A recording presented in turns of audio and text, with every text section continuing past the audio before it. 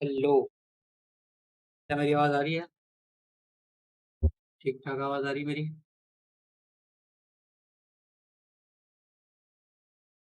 Good afternoon, very good afternoon सबको।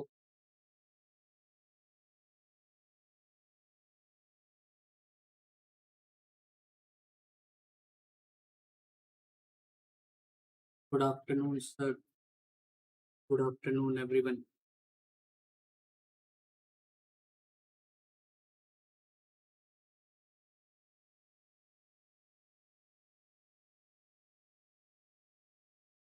Good evening, good evening, good evening. चलिए, आज हम लोग बहुत ही इम्पोर्टेंट टॉपिक पढ़ने वाले हैं वैसे, ठीक है? गेम, कोर मॉडल हमारा खत्म नहीं हुआ है ना?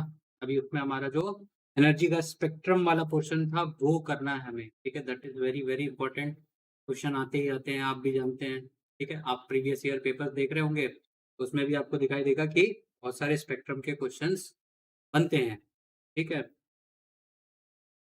तो उसका जो बेसिक कांसेप्ट है, हम लोग वो सीख लेंगे, फिर क्वेश्चंस वगैरह करेंगे, फिर देखते हैं कि हम कहाँ तक पहुँच पाते हैं। क्या हम वो क्वेश्चंस कर पाते हैं कि नहीं कर पाते हैं? चलिए भाई, जल्दी-जल्दी बुला लीजिए प्लीज़, क्योंकि स्टूडेंट्स आते नहीं हैं, पता नहीं क्यों? आर्ट की watching is very less. Attendance नहीं होती है तो फिर मज़ा नहीं आता, है ना?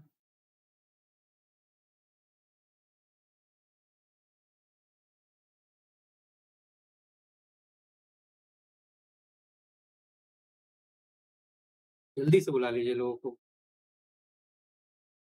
अपने दोस्तों को बुला लीजिए, पढ़ना चाहते हैं, है ना?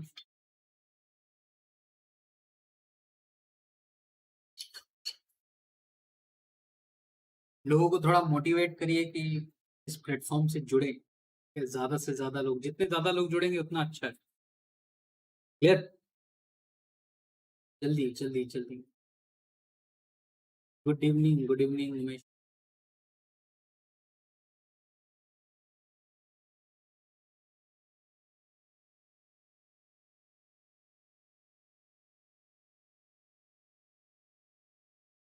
ठीक, ये आज वो डिसलाइक वाले नहीं हैं, कहाँ गए? हर बार कोई ना कोई 2-3 तो करते ही हैं, वो अभी तक आए नहीं क्या?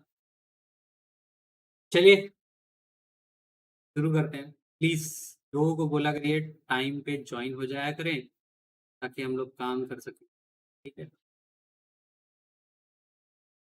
एटलीस्ट डबल डिजिट में तो अटेंडेंस हो, क्या ये ज़्यादा है? हुँ, एक तो मैं ही हूँ, जो खुद को देख रहा हूँ। चलिए भाई, अ, जो टॉपिक है, वो है हमारा हाइड्रोजन स्पेक्ट्रम,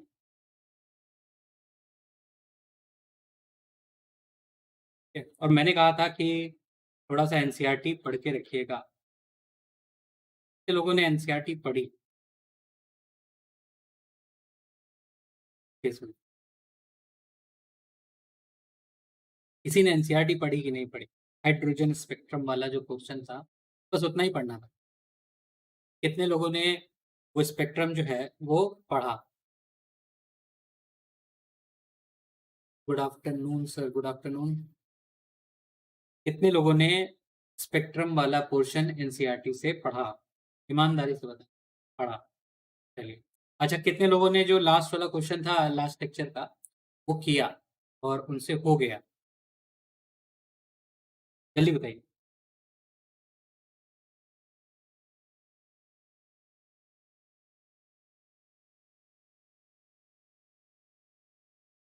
अच्छा, एनसीईआरटी पढ़ने वाले सिर्फ़ एक ही हैं, प्रतीक्षा उपाध्याय, बाकी सबने एनसीईआरटी नहीं पढ़ी, है ना?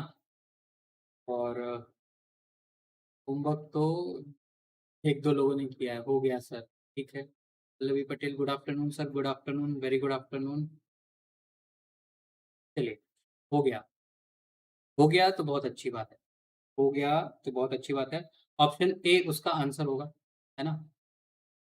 जिसका ए आया है, वो सही है, ठीक?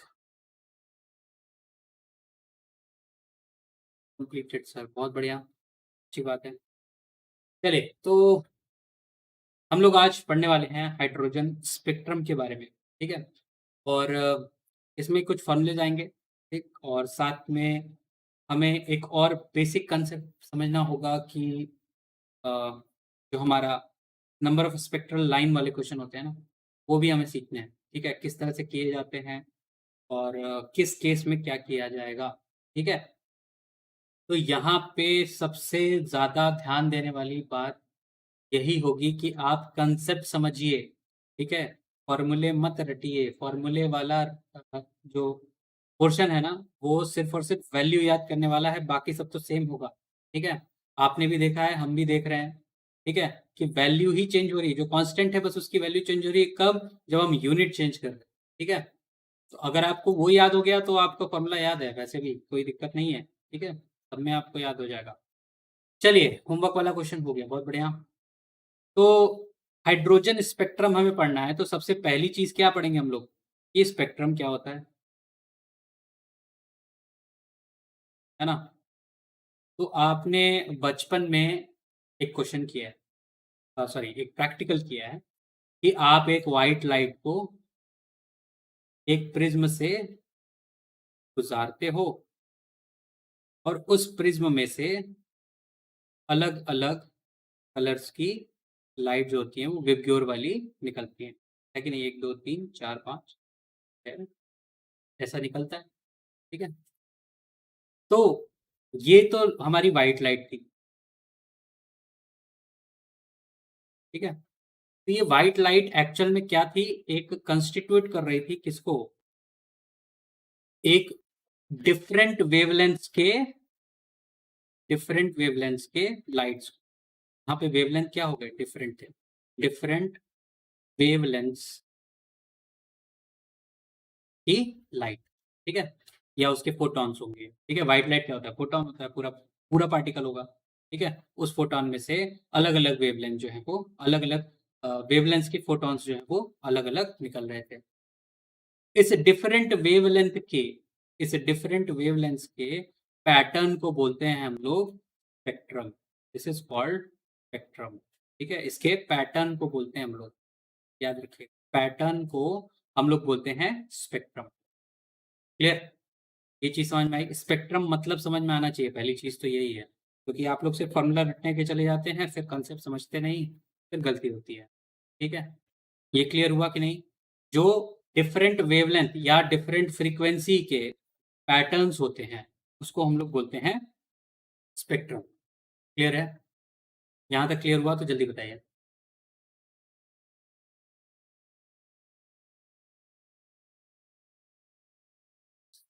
यहाँ तक अगर क्लियर हुआ हो तो जल्दी से बताएं कि हाँ, ऐसा हो गया, समझ में आ गया हमें, जल्दी से।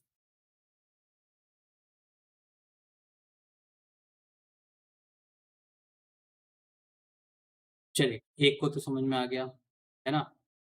स्पेक्ट्रम का मतलब समझ में आना चाहिए था अभी तक आप, ठीक है? तो इसको हम लोग बोलते हैं स्पेक्ट्रम, जब डिफरेंट वेवलेंथ या डिफरेंट फ्रीक्वेंसी, वेवलेंथ की जगह आप फ्रीक्वेंसी भी लिख सकते हैं, ठीक है? क्लियर? चलिए, अब आगे बढ़ते हैं। अब हमें बात करनी है कि स्पेक्ट्रम कितने टाइप्स का होता है, ठीक है? ये जो स्पेक्ट्रम होता है, ठीक है, हम नीचे इसलिए लिख रहे हैं क्योंकि हमें क्लासिफिकेशन करना है, ठीक है? ये वाला सिर्फ समझाने के लिए था। क्लासिफिकेशन में ये 2 टाइप के होते हैं, ठीक है? पहला होता है एमिशन, ठीक है? और दूसरा होता है एब्ज़ॉर्प्शन, ठीक है? ध्यान से सुनिएगा, ध्यान से। ये जो एमिशन स्पेक्ट्रम होता है, ठीक? दिस कैन बी कंटीन्यूअस और डिसकंटीन्यूअस, ठीक है? लेकिन ये जो एब्ज़ॉर्प्शन स्पेक्ट्रम होता है, ये सिर्फ़ और सिर्फ़ डिसकंटीन्यूअस हो सकता। क्यों होगा? आगे चल के समझ में आएगा, ठीक? एमिशन स्पेक्ट्रम कंटीन्यूअस या डिसकंटीन्यूअस दोनों हो सकते हैं, लेकिन जो एब्ज़ॉर्प्शन स्पेक्ट्रम है, वो हमेशा डिसकंटीन्यूअस ही होगा, ठीक है? वो हमेशा डिसकंटीन्यूअस होगा। अब एमिशन स्पेक्ट्रम कितने टाइप का होता है, ठीक? देखिए कंटीन्यूअस भी लिख सकते हैं वैसे, ठीक है? कंटीन्यूअस स्पेक्ट्रम, सबके एग्जांपल भी देंगे, ठीक है? लाइन स्पेक्ट्रम और बैंड स्पेक्ट्रम, ठीक है? एब्जॉर्प्शन स्पेक्ट्रम क्योंकि वो कंटीन्यूअस नहीं हो सकता, तो वो सिर्फ और सिर्फ लाइन स्पेक्ट्रम और बैंड स्पेक्ट्रम, यही 2 स्पेक्ट्रम को शो करेगा। क्लियर? ये चीज़ समझ में आई? Emission spectrum, absorption spectrum, 2 type के स्पेक्ट्रम होते हैं। एमिशन स्पेक्ट्रम जो होता है वो कंटीन्यूअस भी हो सकता है, डिसकंटीन्यूअस भी हो सकता है, जबकि एब्जॉर्प्शन स्पेक्ट्रम जो है वो सिर्फ और सिर्फ डिसकंटीन्यूअस होता है। एमिशन स्पेक्ट्रम या तो कंटीन्यूअस होगा, या तो लाइन होगा, या तो बैंड होगा। एब्जॉर्प्शन स्पेक्ट्रम जो होगा वो या तो लाइन होगा या तो बैंड होगा, ठीक है? Good afternoon sir, good afternoon, very good afternoon. Please अब यहाँ से आप फोकस हो जाइए कि आपको पढ़ना है यहाँ पे, ठीक है? क्लियर हुआ? क्लियर हुआ कि नहीं? ठीक है। अब ये एमिशन स्पेक्ट्रम, एब्जॉर्प्शन स्पेक्ट्रम क्या होता है, कैसे होता है, उस चीज़ को समझना बहुत ज़रूरी है। और ये चीज़ें, ये कहानी जो है, हम थोड़ा-सा पहले बोर्स मॉडल जब हम पढ़ रहे थे, उसमें हम लोग सीख चुके हैं कि एमिशन कब होता है, एब्जॉर्प्शन कब होता, ठीक है? स्पेक्ट्रम के लिए कब एब्जॉर्प्शन होगा, कब एमिशन होगा, वो भी सीखना होगा, है कि नहीं? तो यहाँ पे आगे चलते हैं, पहले ये देखते हैं कि ये जो स्पेक्ट्रम है, वो नापते कैसे हैं या देखते कैसे हैं, ठीक है? तो इस स्पेक्ट्रम को देखने के लिए सबसे ज़रूरी चीज़ है, देखिए आपने यहाँ पे क्या रखा है, हमने यहाँ पे प्रिज़्म रखा था, ये क्या है हमारा प्रिज़्म था, ठीक है? तो ये प्रिज़्म बहुत ही इम्पोर्टेंट है, अगर ये नहीं होता, तो ये व्हाइट लाइट कन्वर्ट होके डिफरेंट पैटर्न्स नहीं बनाती, डिफरेंट वेवलेंथ्स में ब्रेक नहीं होती, ठीक है? तो ये इंस्ट्रूमेंट बहुत ज़्यादा ज़रूरी है, दिस इज़ वेरी इम्पोर्टेंट, ठीक है? ये इंस्ट्रूमेंट बहुत ज़्यादा ज़रूरी है, तो इस इंस्ट्रूमेंट को हम लोग क्या कहते हैं? स्पेक्ट्रोस्कोप, ठीक है? स्पेक्ट्रोस्कोप, ठीक? ये इंस्ट्रूमेंट क्या है? बेसिक अगर बहुत ही लेमन लैंग्वेज में समझे तो ये प्रिज्म है, ठीक है? हालाँकि ये सिर्फ प्रिज्म नहीं होता है, और भी हाई एंड हमारे इंस्ट्रूमेंट आते हैं जो कि हम लोग यूज़ करते हैं, लेकिन आपको वो लैबोरेटरीज़ में मिलेंगे, बड़ी-बड़ी लैबोरेटरीज़ में मिलेंगे, ऐसे जनरली आपको देखने को नहीं मिलेंगे, ठीक है? तो यहाँ पे ये क्या होना चाहिए? स्पेक्ट्रोस्कोप होना चाहिए। वो क्या करेगा? वो क्या करेगा? वो जो एक कंटीन्यूअस रेडिएशन आ रहा है या कोई भी रेडिएशन आ रहा है, उसको डिफरेंट रेडिएशंस में ब्रेक कर देगा। It will differentiate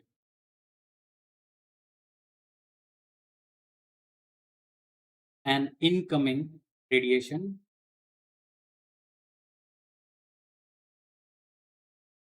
into different wavelength, ठीक? क्लियर हुआ? स्पेक्ट्रोस्कोप बहुत ज़रूरी है, बिना स्पेक्ट्रोस्कोप के आप उसको अलग-अलग नहीं कर पाएँगे, ठीक? चलिए, दूसरी जो बहुत ज़्यादा इम्पोर्टेंट है, दैट इज़ स्पेक्ट्रोग्राम, ठीक है? क्या ये जो कलर्स थे, ये जो कलर्स थे आपके, क्या वो आपको किसी स्क्रीन पे ही तो दिखाई देंगे? अगर आपने स्क्रीन नहीं लगाई है, तो क्या आपको ये कलर दिखाई देंगे? बिल्कुल भी नहीं दिखाई देंगे। ये स्क्रीन बहुत ज़रूरी होती है, ठीक है? ये स्क्रीन जो है वो बहुत ज़रूरी होती है। तो यहाँ पे हम लोग जब स्पेक्ट्रोस्कोपी करते हैं, तो वहाँ पे हम लोग इसका फ़ोटोग्राफ ले लेते हैं, ठीक है? क्या लेते हैं? फ़ोटोग्राफ, ठीक? या तो हम लोग पैटर्न भी बोलते हैं, ठीक है? ऑफ, ठीक है? On a film, on a film, तो हम लोग बोलते हैं स्पेक्ट्रोग्राम, ठीक? मतलब एक जो है वो ब्रेक करेगा, दूसरा उसको कैप्चर करेगा। तो ये 2 चीज़ें बहुत ज़्यादा ज़रूरी होती हैं जब भी हम ये सारी स्पेक्ट्रम वगैरह की चीज़ें पढ़ते हैं तब, ठीक है? स्पेक्ट्रोस्कोपी बहुत बड़ा साइंस का यूनिट है, जिसके अंदर हम लोग बहुत सारी चीज़ें देखते हैं, ठीक है? इनफैक्ट जो आपका ऑप्टिकल आइसोमेरिज्म है उसमें भी स्पेक्ट्रोस्कोपी होती है कि नहीं? तो वो भी एक बहुत बड़ा टॉपिक है। सब स्पेक्ट्रोस्कोपी से रिलेटेड होता है, ठीक है? तो यहाँ पे जो हम लोग यूज़ करने वाले हैं दैट इज़ स्पेक्ट्रोस्कोप और स्पेक्ट्रोग्राम। स्पेक्ट्रोस्कोप क्या करेगा? तोड़ेगा, स्पेक्ट्रोग्राम क्या करेगा? उसको नोट कर लेगा या रिकॉर्ड कर लेगा। क्लियर? यहाँ तक चीज़ें समझ में आई? जल्दी बताइए। क्या यहाँ तक आपको समझ में आ गया है?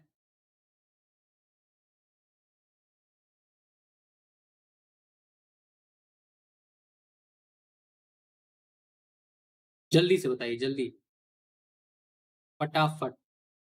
बहुत बढ़िया, आ गया। 2 लोगों को तो आ गया, बाकी को हाँ,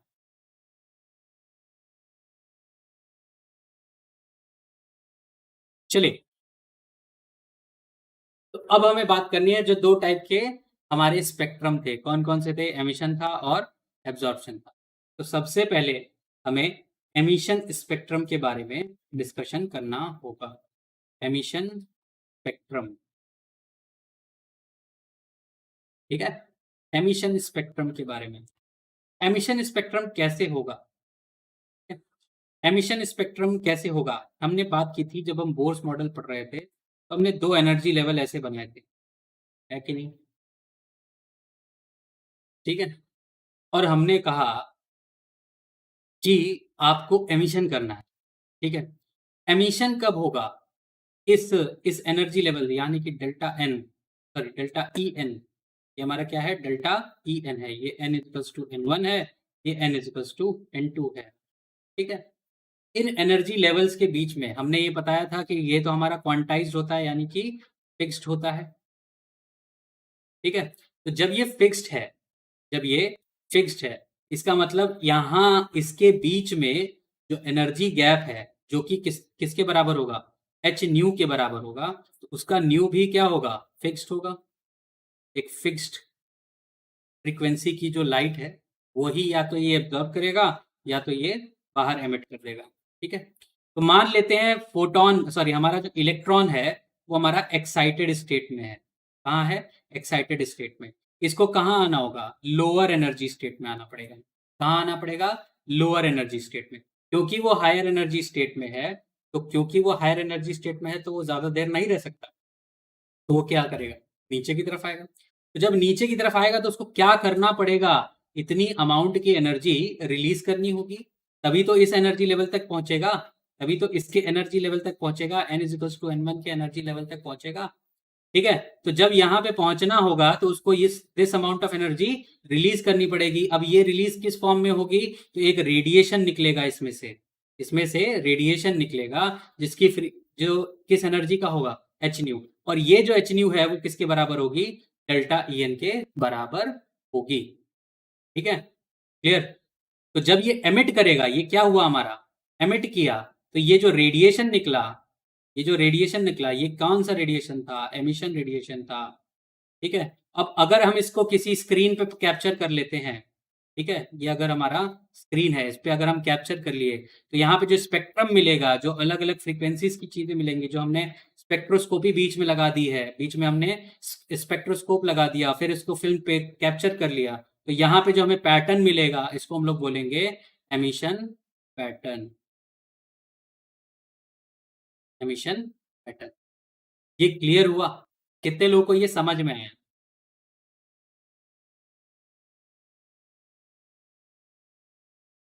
कितने लोगों को ये समझ में आया? जल्दी से बताइए। हायर एनर्जी से लोअर एनर्जी की तरफ आए तो हमें एक फिक्स्ड अमाउंट ऑफ एनर्जी जो है वो रिलीज करनी पड़ेगी, ठीक है? ठीक है, एक fixed amount of energy release करनी पड़ेगी। तो वो फिक्स्ड अमाउंट किस फॉर्म में होगा? रेडिएशन के रूप में होगा। वो रेडिएशन क्या हुआ है? एमिट हुआ है, इसलिए उसको हम लोग क्या कहेंगे? Emission radiation. अब उसके बीच में हमने लगा दी है स्पेक्ट्रोस्कोपी के इंस्ट्रूमेंट, स्पेक्ट्रोस्कोप लगा दिया, उसके पीछे हमने लगा दी स्क्रीन, स्क्रीन पे आएगा पैटर्न, पैटर्न को हम लोग कहेंगे एमिशन पैटर्न। सर का, सर एक बार फिर से बताइए। अच्छा, देखिए, हायर एनर्जी लेवल पे इलेक्ट्रॉन हमारा यहाँ था, ठीक है? हायर एनर्जी स्टेट में था, क्योंकि हायर एनर्जी स्टेट अनस्टेबल होती है, तो वो अनस्टेबल से स्टेबल में जाना चाहेगा, तो वो लोअर एनर्जी स्टेट की तरफ आना चाहेगा। तो जब वो इतना आएगा, तो उसको एक फिक्स अमाउंट ऑफ एनर्जी ही खर्च करनी है, क्योंकि वो हमने देख रखा है बोर में कि ये क्वांटाइज होती है। अब ये जो क्वांटाइज एनर्जी है वो किस फॉर्म में वो रिलीज करेगा? इतनी एनर्जी उसको रिलीज करनी पड़ेगी, तभी वो इस स्टेट में आ पाएगा, ठीक है? इतनी एनर्जी किस फॉर्म में रिलीज करेगा? किसी रेडिएशन के फॉर्म में रिलीज करेगा, इलेक्ट्रोमैग्नेटिक रेडिएशन हो सकता है। तो यहाँ पे ये एमिट किया, क्या एमिट किया? एक फोटोन, तो वो उसके पास क्या एनर्जी होगी? H new. वो एनर्जी किसके बराबर होगी? डेल्टा ई एन, यानी कि ये जो एनर्जी गैप है इसके बीच में, वो ठीक है। तो क्योंकि ये एमिट हुआ है इसलिए इसको क्या बोला जाएगा, एमिशन रेडिएशन। अब इस रेडिएशन के बीच में हमने लगा दिया स्पेक्ट्रोस्कोप, ठीक है, उसके पीछे लगा दी स्क्रीन, ठीक है। अब उस स्क्रीन पे हमें जो पैटर्न मिलेगा उसको हम लोग क्या बोलेंगे, एमिशन पैटर्न। क्लियर है? बताइए। फिक्स्ड है ये, फिक्स्ड, क्योंकि ये क्वांटाइज्ड है तो फिक्स्ड अमाउंट ऑफ एनर्जी है, और इसीलिए जो फ्रीक्वेंसी होगी वो भी फिक्स रहेगी, ठीक है। इसीलिए वो जो सीरीज आपने पढ़ी है ना, लाइमन बाल्मर और पाशन और ये सब ब्रैकेट फंड, ये सब फिक्स्ड होती है, ये लाइन्स ही फिक्स्ड है। क्यों है ऐसी, इसी वजह से है, ठीक है। तो ये हमारा क्या है, ये हमारा एमिशन एमिशन स्पेक्ट्रम है। ये जो हमें मिला है यहाँ पे स्क्रीन पे वो क्या है, हमारा एमिशन स्पेक्ट्रम। क्या ये बात आप लोगों को समझ में आई? बताइए, क्या ये बात आपको समझ में आई कि नहीं आई? बहुत ध्यान से समझिएगा इसको, दिस इज वेरी क्रिटिकल। कुछ लोगों को बहुत दिक्कत होती है इस टॉपिक में। पूरा बोर मॉडल समझना है, आप बोर मॉडल आपने समझ लिया है, उसके एप्लीकेशंस हो रहे हैं सब, ठीक है, कि किस किस तरह से उसको हमने देखा है बाद में। क्लियर है? हाँ भाई, जिसको जिसको नहीं समझ में आया था, सौरभ सिंह, शिवकांत मिश्रा, और किसी को, सबको समझ में आ गया? जल्दी बताओ जल्दी।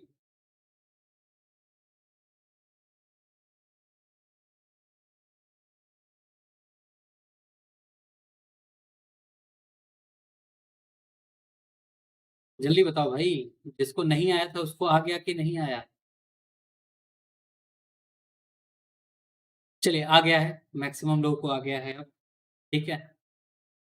चलिए, तो एमिशन स्पेक्ट्रम है, किस तरह से अचीव होता है ये आपको समझ में आ गया है, ठीक है। तो ये हमने इसको तीन चीजों में लिखा था, देखिए फिर से देख लेते हैं।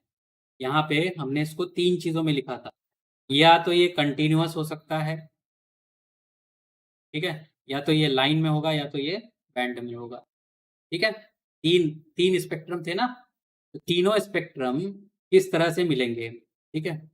अगर बहुत बड़ा सोर्स ऑफ लाइट है, ठीक है, तो अगर हम इसकी डेफिनेशन लिखते हैं ना, उसी में हमारा आंसर होता है वैसे तो, ठीक है। व्हेन रेडिएशन, व्हेन रेडिएशन, देखिए हम किस रेडिएशन की बात कर रहे हैं, हम इस रेडिएशन की बात कर रहे हैं, एच, ठीक है, इस रेडिएशन की बात कर रहे हैं। When radiation emitted from some source, ठीक है। अब ये सोर्स क्या क्या हो सकते हैं, ध्यान से सुनिए, ठीक है। पहला हो सकता है आपका फ्रॉम स्टार, ठीक है, तो हम लोग सन भी बोल सकते हैं, ठीक है, फ्रॉम अ स्टार, जिसके अंदर बहुत सारे फोटॉन्स मिलते हैं जो एमिट करता है, ठीक है, अलग अलग तरीके के, मतलब ऑलमोस्ट हर तरह के फोटॉन है इसके पास, फ्रॉम अ स्टार, ठीक है। और क्या हो सकता है, और by passing, by passing electric discharge, electric discharge through gas, ठीक है, एट लो प्रेशर। ये क्यों किया, ये क्यों किया है, देखिए, जब भी गैस लेंगे, ठीक है, तो जब उसमें हम इलेक्ट्रिक डिस्चार्ज लगाएंगे तो जाहिर सी बात है उसके इलेक्ट्रॉन क्या हो जाएंगे, एक्साइटेड स्टेट में जाएंगे, और जब वो एक्साइटेड स्टेट में जाएंगे तो फिर वो वापस कहाँ आना चाहेंगे, अपने लोएस्ट पॉसिबल स्टेट में आना चाहिए। तो ग्राउंड स्टेट में आते वक्त वो क्या करेंगे, एमिट कर देंगे, क्या एमिट करेंगे, रेडिएशन एमिट करेंगे। तो वही स्पेक्ट्रम हम लोग पढ़ते हैं, ठीक है। स्पेसिफिकली हम लोग हाइड्रोजन के लिए पढ़ते हैं, बाकी के लिए नहीं पढ़ते, हम हाइड्रोजन के लिए पढ़ते हैं, ठीक है। चलिए, क्लियर? या बाय हीटिंग, हीट करने से भी तो होता है, by heating substance to very high temperatures,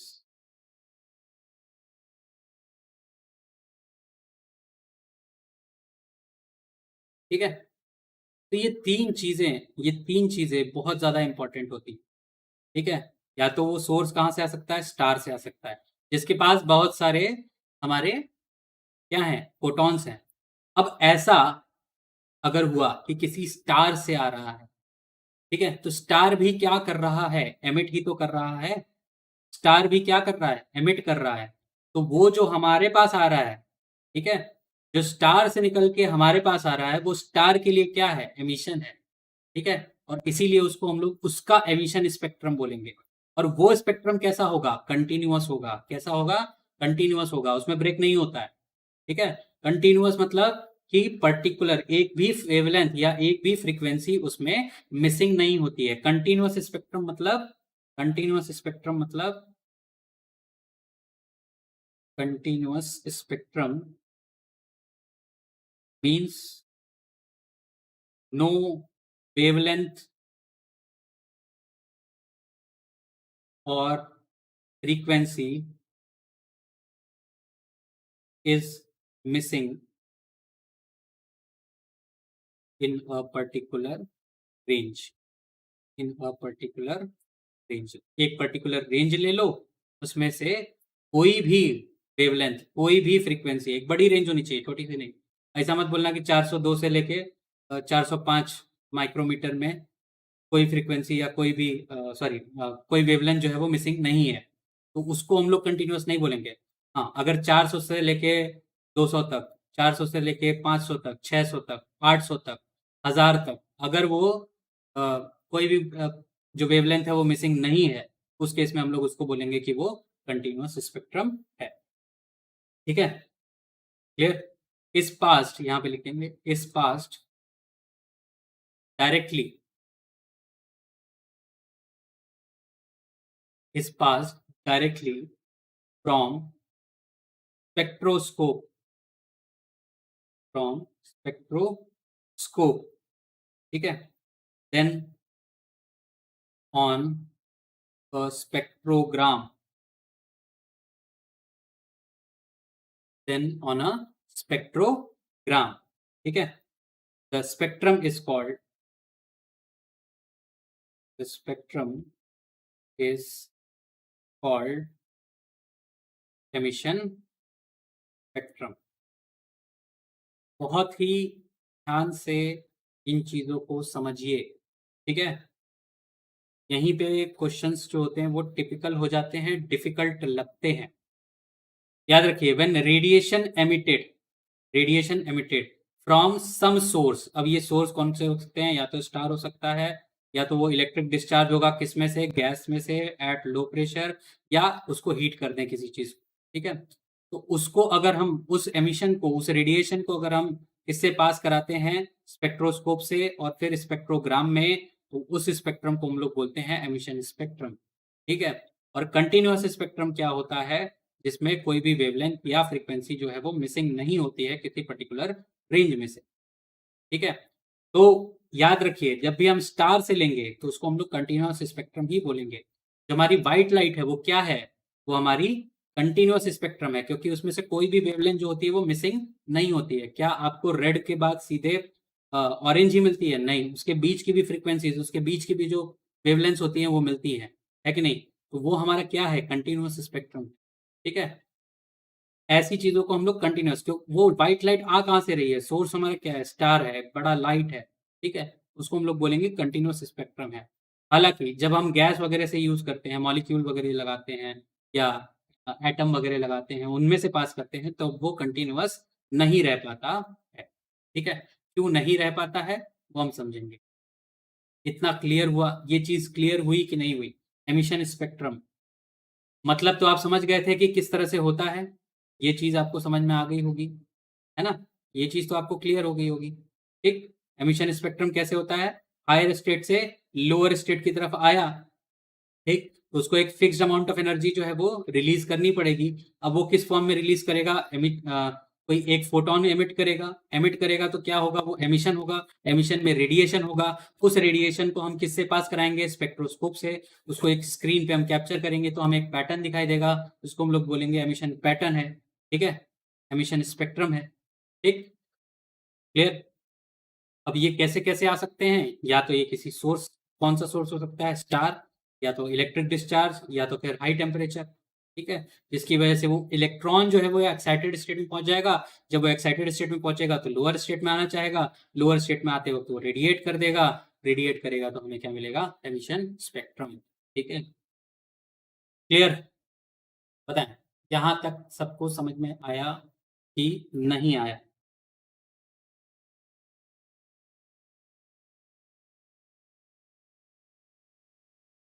जल्दी बताएँ।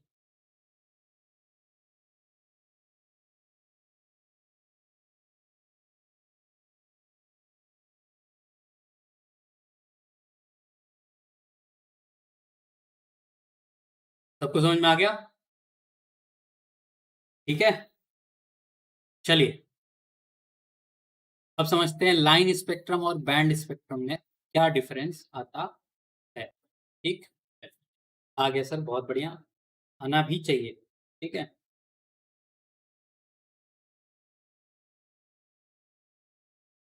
ठीक, चलिए, अब दूसरी चीज़, लाइन स्पेक्ट्रम क्या होती है? आपने एनसीईआरटी पढ़ी होगी, क्या सबके पास एनसीईआरटी है इस समय आपके पास? ठीक है ना? तो उसको स्पेक्ट्रम वाला पेज जो है वो ओपन कर लीजिए तो आपको जल्दी समझ में आ जाए, ठीक है? ये होता है हमारा एक लाइन, ये एक ऑर्डर्ड, हमेशा याद रखिएगा जो स्पेक्ट्रम होगा वो एक किसी एक फिक्स्ड ऑर्डर में रहेगा, ठीक है? वेवलेंथ का रख सकते हैं आप, फ्रीक्वेंसी का रख सकते हैं, ठीक है? उसको रखना है आप, ठीक है? तो यहाँ पे क्या मिलेगा? एक ordered arrangement,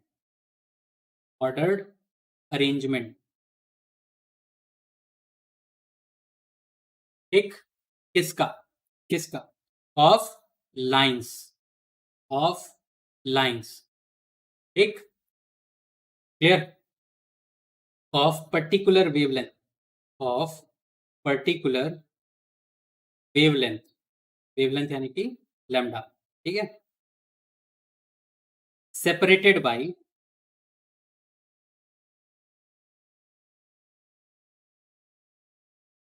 separated by dark space, ठीक है? सेपरेटेड बाय डार्क स्पेस, मतलब क्या होगा? मतलब क्या है यहाँ पे? लाइन बनेंगी, ठीक है? लाइन बनेंगी एक पर्टिकुलर, या तो जैसे ऑरेंज हुआ, ग्रीन हुआ, ठीक है? इस तरह का। सर आपका जवाब ही नहीं मिलता, क्यों भाई? मैं क्वेश्चन हूँ क्या? हाँ, मैं आपका क्वेश्चन सॉल्व करने आया हूँ, ना कि खुद क्वेश्चन बनने, ठीक है? तो आपको क्या मिलेगा? एक पर्टिकुलर ऐसे स्क्रीन पे, है ना? एक लाइन्स मिलेंगी और उसके बीच में क्या मिलेगा आपको? Dark spaces. अब ये लाइन्स जो है वो किसी डिफरेंट डिफरेंट कलर्स की हो सकती है, ठीक है? चलिए, तो यहाँ बीच में आपको क्या मिलेगा? डार्क स्पेस मिलेगा, मतलब काला काला में, ठीक है? काला मतलब वहां पे कोई भी फ्रीक्वेंसी, कोई भी वेवलेंथ नहीं मिली है। आप उस रेंज में आपको कोई भी वेवलेंथ या कोई भी फ्रीक्वेंसी की जो रेडिएशन थी वो आपको अचीव नहीं हुई है, ठीक है? So this is called line spectrum, ठीक है? लाइन स्पेक्ट्रम, ठीक है? बैंड स्पेक्ट्रम क्या होता है? हमें लाइन स्पेक्ट्रम की बात ज्यादा करनी है, बैंड स्पेक्ट्रम आपके कोर्स में नहीं है, सिलेबस में वैसे तो नहीं है, ठीक है? लेकिन समझ लीजिए, ठीक है? क्योंकि जैसे यहाँ पे लाइन्स होती है ना, उसकी जगह यहाँ पे ये होते हैं आपके बैंड्स, ठीक है? जैसे आप एनर्जी बैंड पढ़ते हैं, उसी तरह के यहाँ पे भी बैंड्स बनते हैं, ठीक है? मतलब ग्रीन का इतना मोटा, फिर एक डार्क स्पेस, फिर हमारा येलो का, फिर स्पेस, फिर ये ऑरेंज, फिर स्पेस, ठीक है? तो यहाँ पे जैसे लाइन बन रही है, वैसे वहाँ पे बैंड बन जाएगा, ठीक है? ये कुछ इस तरह का होगा, ठीक है? ये एक बैंड मिला, उसके बाद यहाँ पे दूसरा बैंड मिला, उसके बीच में अभी भी क्या है? डार्क स्पेस है, ठीक है? कुछ इस तरह का हमें मिलेगा। This is called band spectrum. तो एक अरेंजमेंट होगा, उसमें अरेंजमेंट की जगह क्या हो जाएगा? अरेंजमेंट ऑफ लाइन्स की जगह अरेंजमेंट ऑफ बैंड्स हो जाएगा, ऑफ पर्टिकुलर वेवलेंथ या पर्टिकुलर रेंज ऑफ वेवलेंथ, ठीक है? So does two lines have identical line spectrum? Two lines have identical line spectrum मतलब? What do you mean by two lines have identical line spectrum? Question clear करिए।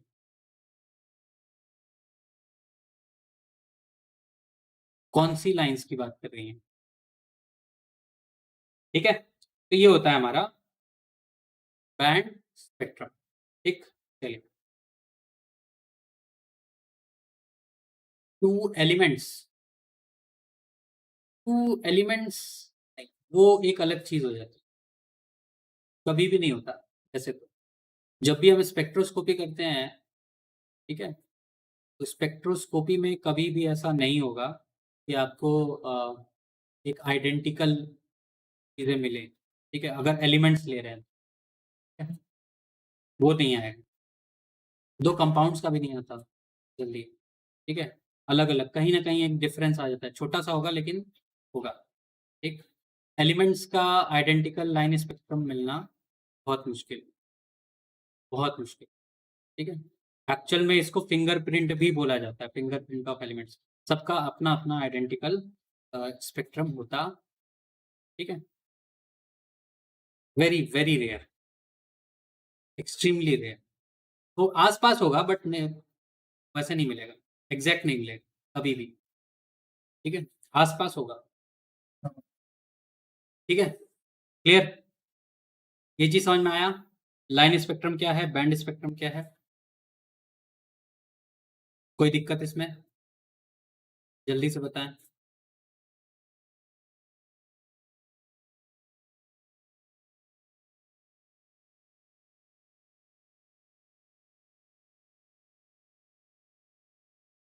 समझ में आ गया?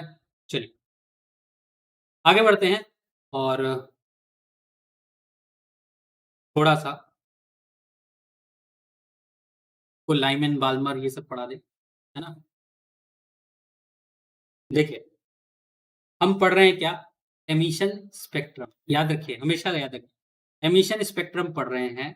इसका मतलब क्या है कि हमारा जो इलेक्ट्रॉन है वो कहाँ पे है, हायर एनर्जी स्टेट में है, जिसको हमें लोअर एनर्जी स्टेट में लेके आना है। ठीक है, तो हायर एनर्जी स्टेट बहुत ज्यादा हो सकती है। ठीक है, मान लेते हैं ये हमारा ग्राउंड स्टेट है, n इज इक्वल्स टू 1। ठीक है, n इज इक्वल्स टू 2 यहाँ होगा, n इज इक्वल्स टू 3 यहाँ होगा। ठीक है, n इज इक्वल्स टू 4 हो जाएगा, 5 हो गया। ठीक है, 6 हो गया, मान लेते हैं so on. Please repeat one more time sir, क्या क्या रिपीट करें बताएं?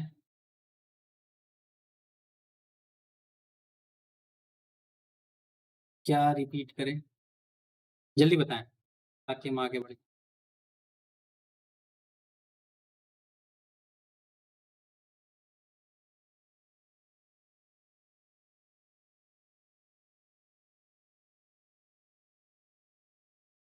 जल्दी से बताएं क्या रिपीट करना है ताकि हम आगे बढ़े।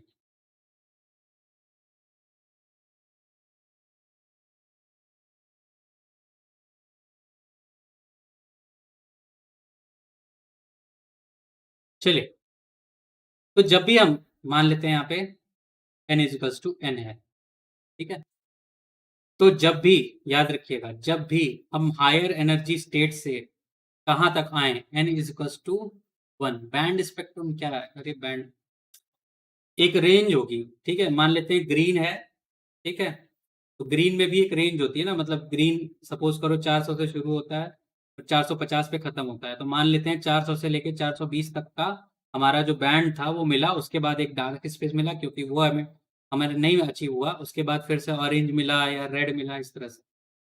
हम कौन से बेसिस पे एटॉमिक स्पेक्ट्रम बोल सकते हैं, जब लाइन स्पेक्ट्रम को हम कौन से बेसिस पे एटॉमिक स्पेक्ट्रम बोल सकते हैं, लाइन स्पेक्ट्रम को जब एटम से निकाला जाता है, ठीक है, जब एटम से निकाला जाता है तो उसको हम लोग एटॉमिक स्पेक्ट्रम बोलते हैं।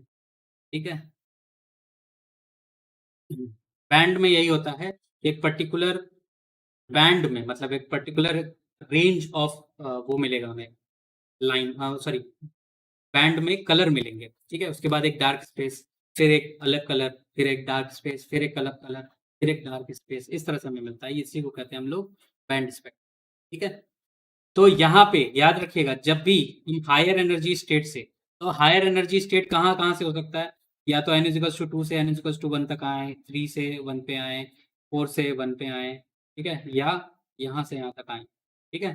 तो ये जो यहाँ पे जो हमें सीरीज मिलती है, यहाँ पे जो स्पेक्ट्रम मिलता है, नंबर ऑफ स्पेक्ट्रल लाइंस हमें अलग अलग दिखाई देती हैं, इसको किसने खोजा था?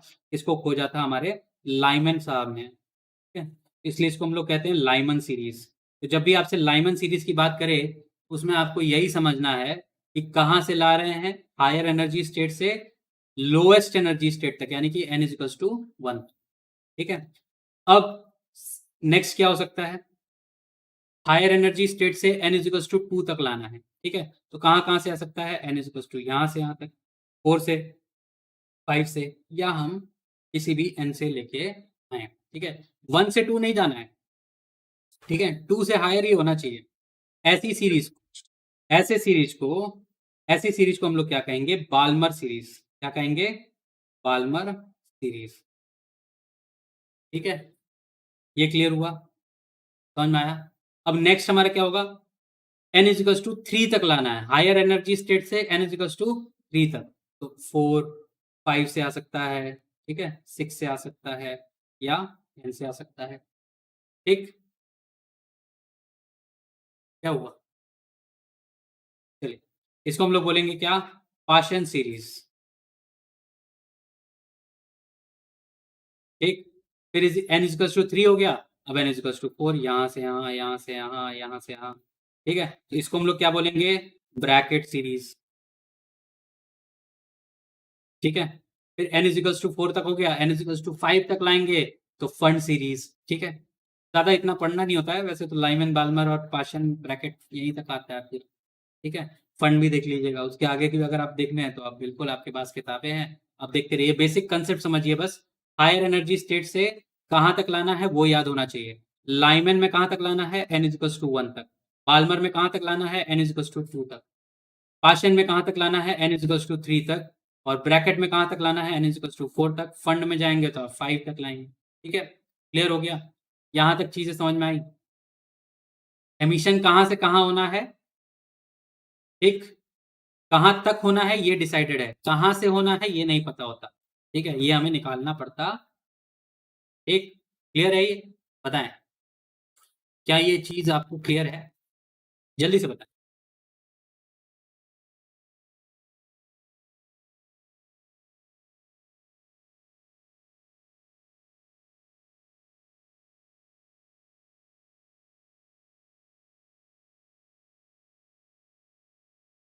जब भी एटम यूज करेंगे तो लाइन स्पेक्ट्रम मिलेगा, ये याद रखिएगा। मॉलिक्यूल यूज करेंगे तो बैंड मिलेगा, ठीक है, क्योंकि वहां पे एनर्जी का दो चीज होता है, ठीक है, बात की चीज है, लेकिन वहां पे इंटरफेरेंस होता है, ठीक है। वो कंस्ट्रक्टिव भी हो सकता है, डिस्ट्रक्टिव भी हो सकता है, ठीक। तो ये सारी चीजें हम बाद में समझाएंगे, पहले यहाँ पे बस ये समझना हमें एटॉमिक हाइड्रोजन स्पेक्ट्रम समझना है, जो कि एटॉमिक स्पेक्ट्रम है, क्योंकि हम हाइड्रोजन एटम से निकाल रहे हैं, ठीक है। और इसमें ये सारी चीजें होती। क्लियर? समझ में आ गया?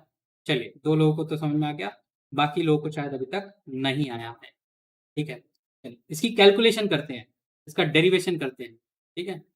वापस से आपको पुराने लेक्चर्स पे जाना होगा, में एनर्जी का जो डेरिवेशन हमने किया था उसको वापस से करना होगा, ठीक है।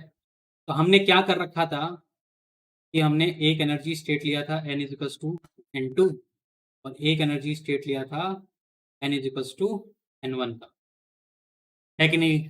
ठीक। अब यहाँ पे एक पर्टिकुलर एनर्जी गैप है, कितना था? डेल्टा ई एन बोला था हमने, और ये ई एन की वैल्यू हमने निकाली थी, ठीक है, डेल्टा ई एन की वैल्यू हमने निकाल रखी है, ठीक है। यहाँ पे एमिशन स्पेक्ट्रम करना है, यानी कि इलेक्ट्रॉन कहाँ होना चाहिए? यहाँ पे होना चाहिए, और ये यहाँ तक आएगा, ठीक है। और यहाँ ये एमिट करेगा, क्या एमिट करेगा? एक रेडिएशन, जिसका एनर्जी कितना होगा? एच न्यू, ठीक है। तो डेल्टा ई एन पहले निकालते हैं, तो delta E N is equals to क्या होगा? Delta sorry E N two minus E N one, यही तो होगा, E N two minus E N one, ठीक है। देखिए, इनके जो फॉर्मूलेज होते हैं, मैं बार बार बोलता हूं कि आप रॉ याद करिए, वैल्यू के साथ याद मत करिएगा, वैल्यू बाद में याद करिए, ठीक है। कभी कभी ऑब्जेक्टिव में फॉर्मूले वाइज ही क्वेश्चन पूछ दिए जाते हैं, इसलिए मैं बार बार बोलता हूं कि फॉर्मूले वाइज जो मेजर फॉर्मूला है जो हम लोग डिराइव करके निकालते हैं ना, उसको याद करिए। वैल्यूज तो बाद में याद हो जाएंगी, ठीक है, क्योंकि आप कैलकुलेशन करते रहेंगे। ठीक है, तो यहाँ पे क्या मिलेगा हमें, एमिशन स्पेक्ट्रम। अब EN2 की वैल्यू कितनी होगी जरा बताएं, कितने लोग हैं जो बता सकते हैं EN2 की वैल्यू? फॉर्मूला फॉर्मूला बताइएगा, ठीक है, वो कांस्टेंट वाली वैल्यू नहीं। ठीक है, तो ये कितनी होगी, -2 पाई स्क्वायर, ठीक, के स्क्वायर एम ई की power 4 Z square divided by N square H square, यही आई थी, है ना, यही आई थी। तो यहाँ पे n की वैल्यू कितनी हो जाएगी, n2 हो जाएगी, n2 का स्क्वायर इंटू एच स्क्वायर, यहाँ पे माइनस और फिर माइनस, फिर से again 2 pi square K square M E की power 4 Z square divided by n1 square into H square, क्या यही आएगा, यही आएगा ना। अब देखिए माइनस माइनस क्या हो जाएगा, प्लस हो जाएगा, प्लस हो गया, ये माइनस रह गया, तो यहाँ पे क्या आएगा, कॉमन क्या आएगा, 2 pi square K square M E की power 4 Z square divided by H square, ये कॉमन आ गया। अब यहाँ पे क्या आएगा, 1/n1 square minus 1/n2 square, है कि नहीं। तो हम एमिशन स्पेक्ट्रम की बात कर रहे हैं, n1 हमारा क्या है, लोअर एनर्जी स्टेट का n है, n2 हमारा क्या है, हायर एनर्जी स्टेट का n है, ठीक है, और हमें हायर एनर्जी स्टेट से लोअर एनर्जी स्टेट की तरफ लाना है। क्लियर हो गया, ये समझ में आया कि नहीं आया, ठीक है। अब ये समझ में आ गया है तो हमने ये कंसेप्ट भी समझा दिया आपको कि ये जो एनर्जी होगी वो किसके बराबर होगी, एच न्यू के बराबर होगी। तो डेल्टा ई एन, ये हमारा डेल्टा ई एन था, इसकी जगह हम लोग क्या लिख देंगे, एच न्यू लिख देंगे। अब एच न्यू लिखा तो इसकी जगह क्या आएगा हमारा, again 2 pi square K square M E की power 4 Z square divided by H square 1/n1 square minus 1/n2 square. ठीक है, यहां तक तो समझ में आ गया होगा अब आपको, क्लियर। चलिए एच न्यू, एच न्यू है, न्यू मतलब क्या, सी बाई लैमडा, ठीक है, यहाँ पे लिख देंगे H C by lambda is equals to 2 pi square K square M E की power 4 Z square divided by H square 1/n1 square minus 1/n2 square. ठीक है, यहाँ पे सीधे सीधे बात करें तो 1/लैम्डा की हमें वैल्यू निकालनी है, ठीक है, 1/लैम्डा इज इक्वल्स टू, ये कितना आ जाएगा, क्रॉस मल्टीप्लाई कर देंगे 2 pi square K square M E की power 4 Z square divided by H square, यहाँ पे पहले से है, एच इंटू करेंगे तो यहाँ पे कितना आएगा, एच क्यूब इंटू सी 1/n1 square minus 1/n2 square. Clear, समझ में आया। अब ये 1/लैम्डा क्या था, हमने स्टार्टिंग में पढ़ रखा है, ठीक है, जब हम लोग वेव पढ़ रहे थे तब हमने 1/लैम्डा को पढ़ रखा है, ये क्या होता है हमारा वेव नंबर म्यू बार, ठीक है, इज इक्वल्स टू, अब ये क्या है हमारा, ये क्या, ये कांस्टेंट की वैल्यू है, इसमें सारे के सारे कांस्टेंट है कि नहीं है, 2 कांस्टेंट, पाई कांस्टेंट, के कांस्टेंट, एम कांस्टेंट, ई कांस्टेंट, एच कांस्टेंट, सी कांस्टेंट, जेड जो है वो कांस्टेंट नहीं है क्योंकि वो हाइड्रोजन लाइक स्पीशीज के लिए रखा गया, ठीक है।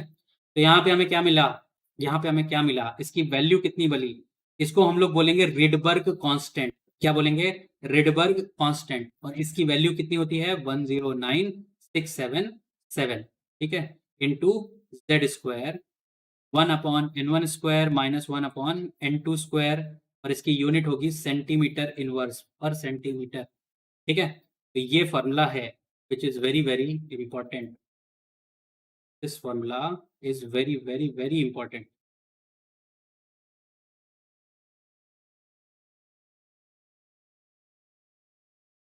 ये जो 109 रिडबर्ग कांस्टेंट आर एच, इसकी वैल्यू होती है 109,677 सेंटीमीटर वर्स, ठीक है।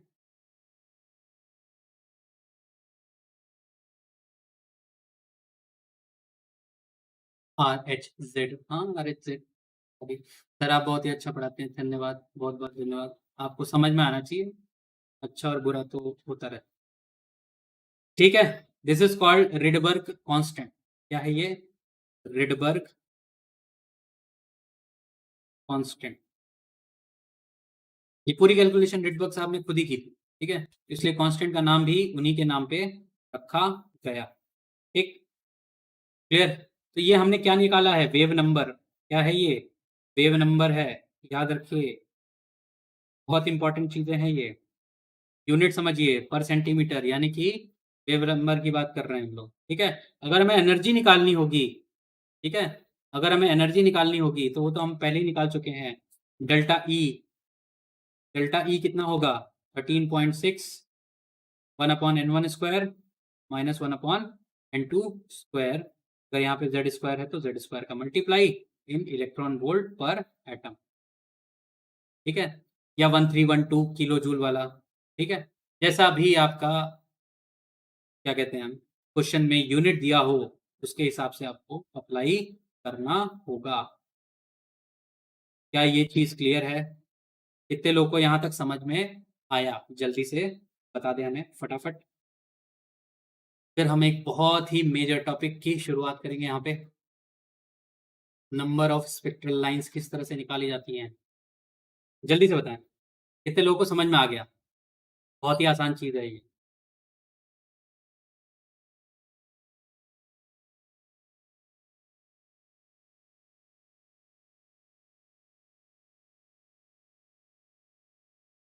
जल्दी से बताएं, जल्दी, कितने लोगों को आ गया समझ में।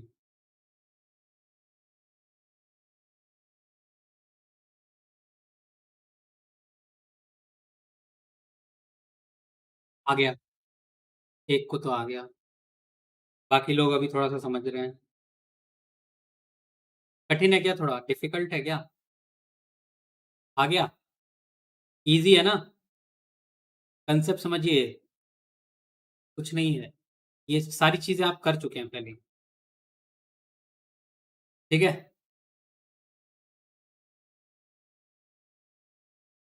चलिए आगे बढ़े, किसी को कोई डाउट कुछ पूछना है तो पूछ लो।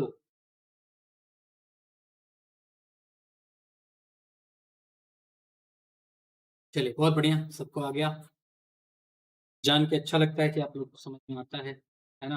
अच्छा, कल टेस्ट दिया था आप लोगों ने, है ना, कुछ लोगों ने बहुत ही अच्छा किया है, बहुत बहुत बधाई हो सबको, जिन्होंने भी अच्छा किया है, और जिन्होंने नहीं किया वो थोड़ी सी और मेहनत करें ताकि वो भी अच्छे नंबर पा सके, ठीक है, प्लीज, है ना। चलिए, how to calculate number of spectral lines, how to calculate number of spectral lines, ठीक है। इसको हम लोग दो हिस्सों में तोड़ेंगे, पहला होगा एमिशन में स्पेक्ट्रल लाइंस क्या होंगी, दूसरा होगा हमारा एब्जॉर्प्शन में स्पेक्ट्रल लाइंस क्या होंगी, ठीक है, क्लियर है। ठीक, ठीक, तो फर्स्ट मान लेते हैं, ठीक है, एमिशन स्पेक्ट्रम, क्योंकि ये सबसे आसान होता है और ज़्यादातर सवाल भी इसमें से आते हैं, तो इसको पहले हम लोग पढ़ लेते हैं, एमिशन स्पेक्ट्रम, ठीक है। इस केस में क्या होगा, कंसेप्ट समझिए, स्पेक्ट्रल लाइन कैसे बनेंगी, ठीक है। देखिए, मान लेते हैं कि ये हमारा n इजिकल्स टू 2 है और ये हमारा n इजिकल्स टू 1 है, ठीक है। यहां से इलेक्ट्रॉन निकला, एमिशन स्पेक्ट्रम है तो कहाँ आना चाहिए, नीचे की तरफ, ठीक है। तो ये particular amount of delta E n ही है, और इज इक्वल्स टू क्या होगा, एच न्यू, यानी कि उसकी फ्रीक्वेंसी भी एक पर्टिकुलर फ्रीक्वेंसी ही होगी, होगी कि नहीं होगी, एक पर्टिकुलर फ्रीक्वेंसी ही होगी, ठीक। जब ये पर्टिकुलर फ्रीक्वेंसी होगी, ठीक है, पर्टिकुलर फ्रीक्वेंसी होगी, एक एग्जैक्ट पर्टिकुलर फ्रीक्वेंसी होगी, उस केस में नंबर ऑफ लाइंस कितनी मिलेंगी भाई, एक ही तो मिलेंगी, है कि नहीं। तो यहाँ n इजिकल्स टू 2 से, जब हम n इजिकल्स टू 2 से मूव किए कहाँ, n इजिकल्स टू 1 तक, तो हमें नंबर ऑफ स्पेक्ट्रल लाइंस कितनी मिली, नंबर ऑफ स्पेक्ट्रल लाइंस कितनी मिली, 1। कितने लोगों को ये समझ में आया, जल्दी से बता, ताकि हम चीजों को आगे बढ़ाएं फटाफट, ठीक है। ये बहुत इंपॉर्टेंट कॉन्सेप्ट है, पर्टिकुलर फ्रीक्वेंसी है, पर्टिकुलर फ्रीक्वेंसी मतलब एक लाइन, है ना, एग्जैक्ट एक लाइन, एक एक फ्रीक्वेंसी मतलब एक लाइन है, याद रखिए,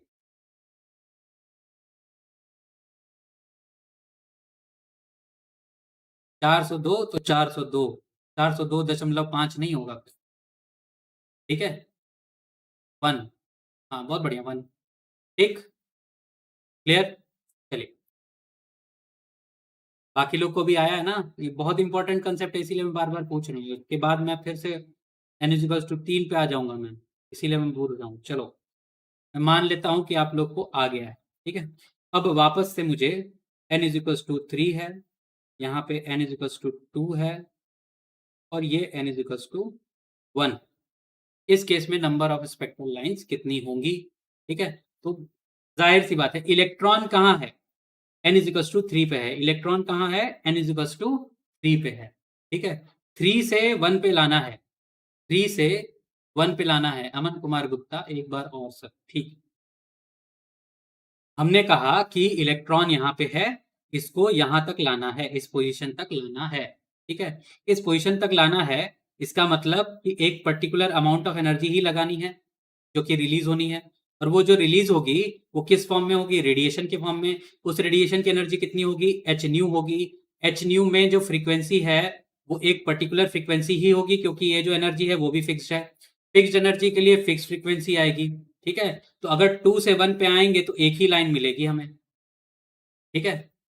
2 से 1 पे आए तो एक ही लाइन मिलेगी, क्योंकि फ्रीक्वेंसी फिक्स्ड हो गई, एक ही फ्रीक्वेंसी। मान लेते हैं 500 हर्ट्स है, ठीक है, या कुछ भी हर्ट्स है, वो फ्रीक्वेंसी तो फिक्स हो गई ना, कि भाई यही फ्रीक्वेंसी है, इसी फ्रीक्वेंसी को वापस आना है, ठीक है। इसी फ्रीक्वेंसी की लाइट जो है वो रेडिएट करके वापस आएगा। सर एक बार और बता दो सर, सर बार बार वही बता रहे हैं सर, ठीक है, बार बार हम वही बता रहे हैं कि हमारा 2 से 1 पे लाना है तो डेल्टा ई एन फिक्स्ड है, डेल्टा ई एन फिक्स्ड है तो हमारा एच न्यू भी फिक्स्ड है, एच न्यू फिक्स्ड है तो मतलब एक ही लाइन मिलेगी, एक सिंगल लाइन मिलेगी, ठीक है, क्लियर। फ्रीक्वेंसी एक फ्रीक्वेंसी एक लाइन, सर कल टेस्ट हुआ था क्या, बिल्कुल हुआ था। चलिए अब हमें n इज इक्वल टू 3 से लेके n इज इक्वल टू 1 तक लाना है, तो वो कैसे कैसे आ सकता है, ठीक है। तो देखिए इसके लिए मैं आपको एक कंडीशन देता हूँ, ठीक है। जैसे आप बनारस के, ठीक है, तो बनारस में जब हैं आप, ठीक, आपको मैं बोलता हूं कि एक सिंपल सा कंसेप्ट है, लंका से कैंट जाना है, ठीक है। तो लंका से कैंट आप क्या कर सकते हैं, डायरेक्ट भी जा सकते हैं, ठीक है, या तो आप सिगरा उतर जाइए, सिगरा से कैंट चले जाइए, ठीक है। तो ऐसा ब्रेक भी कर सकते हैं और कंटिन्यूअस भी आ सकते, ठीक है, ब्रेक भी कर सकते हैं, कंटिन्यूअस भी आ सकते हैं। n इज इक्वल टू 3 वे अगर आप आएंगे, ठीक है, तो यहां से यहां डायरेक्ट भी आ सकते हैं, ठीक है, या तो n इज इक्वल टू 3 से पहले n इज इक्वल टू 2 तक आइए, फिर n इज इक्वल टू 2 से n इज इक्वल टू 1 तक आगे आइए, ठीक है। तो यहाँ पे number of spectral lines n is equal to 3 से लेके n इज इक्वल टू 1 तक अगर हम आ रहे हैं, तो नंबर ऑफ स्पेक्ट्रल लाइन कितनी होगी, नंबर ऑफ स्पेक्ट्रल लाइंस ये कितनी होंगी, देखिए एक तो ये है, दूसरी ये है, तीसरी ये है, तो number of spectral lines is 3, clear, समझ में आया, है ना, क्लियर। ये चीज समझ में आई कि नहीं आई, नंबर ऑफ स्पेक्ट्रल लाइंस 3 कैसे आई, जल्दी से बताइए।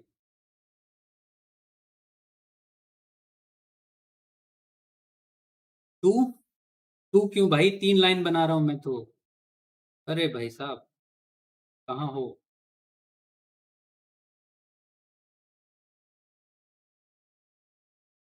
ये जो लाइन है, एक और दो, दो है ना, दो लाइंस हैं आप, ठीक, एक तो हमारी ये है, दूसरी ये है, और एक तो हमारी कंटिन्यूअस है, 3 से सीधा एक पे आ रही है, ठीक, क्लियर हुआ। अभी भी किसी को डाउट है इसमें कि 3 कैसे आया, समझ में आया कि नहीं, 3 कैसे आया, जल्दी बताएं तो मैं आगे बढ़ूँ। ठीक, चलिए बहुत बढ़िया, है ना। अब चलते हैं हम लोग 4 तक, ठीक है। ये हो गया हमारा n इज इक्वल टू 4, ये हो गया n इज इक्वल टू 3, ये हो गया n इज इक्वल टू 2, और ये हो गया n इज इक्वल टू 1, ठीक? अब बताइए कितना होगा? आप ही बताएँगे, ठीक है? खुद से मेहनत करिए, समझिए, क्या-क्या हो सकता है। जल्दी से बताइए, कितना आएँगे? कितनी पॉसिबिलिटीज़ हो सकती हैं? कितनी बार आप रास्ता बदल सकते हैं, ठीक है? बस याद रखिएगा कि एक फ्रीक्वेंसी को बार-बार मत करिएगा काउंट, ठीक है? बार-बार काउंट नहीं करना है।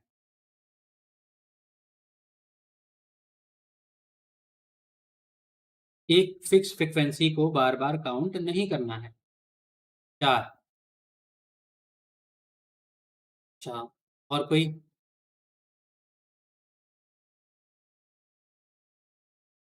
4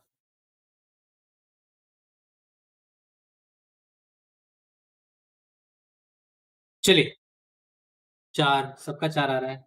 अभी हम देखते हैं कितना आ रहा है, ठीक है? तो एक तो बहुत सी बेसिक सी है, n=4 से लेके n=1 तक आ गए, डायरेक्ट आ गए, 1 हो गया, है ना? अब दूसरी क्या हो सकती है?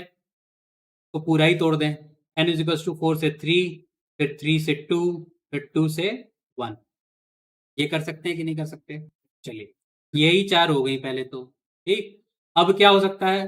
अब क्या n=4 से 2 पे जा सकता है ना? ठीक है?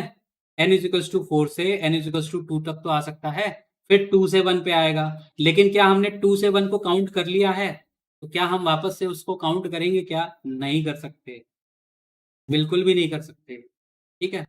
चलिए, अब मान लेते हैं n=4 से n=3 तो आ गए, लेकिन 3 से 1 पे भी तो आना पड़ सकता है डायरेक्ट, ये भी तो हम कर सकते हैं। तो नंबर ऑफ अब देखिए यहाँ पे भी हम ले सकते थे ये, ठीक है? लेकिन ये वाला हम ये काउंट कर चुके हैं, ठीक है? इसलिए हमने उसको नहीं लिया। यहाँ से हम ये भी आ सकते थे, लेकिन ये वाला हमने काउंट कर लिया था, इसलिए हमने इसको भी काउंट नहीं किया। क्योंकि एक फ्रीक्वेंसी, इसकी फ्रीक्वेंसी, इसकी फ्रीक्वेंसी, इसकी फ्रीक्वेंसी क्या होगी? सेम होगी। इसकी फ्रीक्वेंसी क्या होगी? सेम होगी। तो नंबर ऑफ स्पेक्ट्रल लाइन क्या होगी? वही होगी ना? वही तो सेम स्पेक्ट्रम मिलेगा और क्या मिलेगा?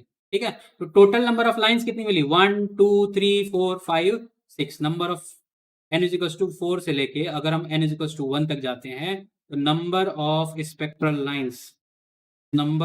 स्पेक्ट्रल लाइन्स ये हो जाएंगी 6। क्लियर? कितने लोगों को ये समझ में आया? कितने लोगों को ये समझ में आया? जल्दी से बताएं। बहुत इंपॉर्टेंट है, बहुत। ठीक? अगर ये समझ में आ गया ना तो सिंपल, कंसेप्ट ही सिंपल, क्वेश्चन इजीली हो जाएंगे, फिर तो कुछ करना ही नहीं है।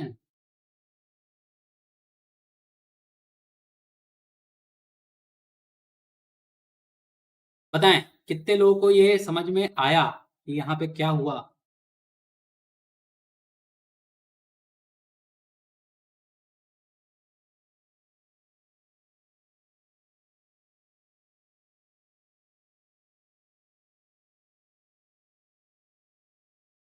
नहीं आया? बच्चे गायब से हो गए हैं चैट में से, पता नहीं क्यों। ऐसा क्यों हो रहा है भाई? समझ में नहीं आ रहा क्या? थोड़ा ज्यादा टफ हो गया है?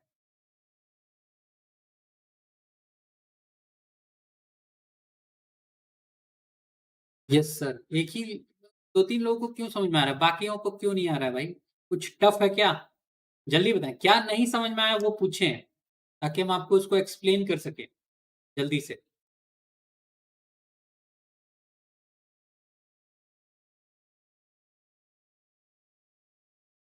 एक बार काउंट कर दीजिए सर, चलिए ठीक है।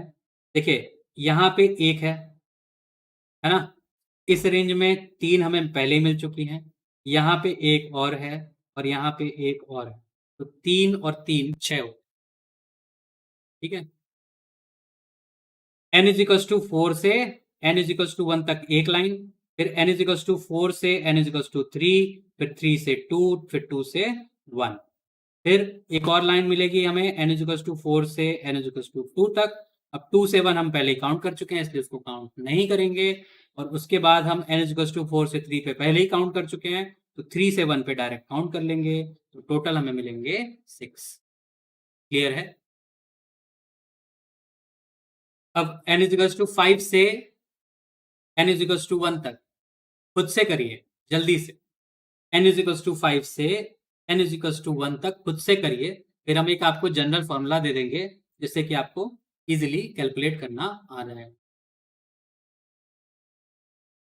सर इसको एनसीआर वाले फॉर्मूले से कर सकते हैं, प्लीज बताइए। अरे एनसीआर क्यों लगाने भाई, छोटा सा फॉर्मूला बता दूंगा वही लगा लेना। क्यों एनसीआर?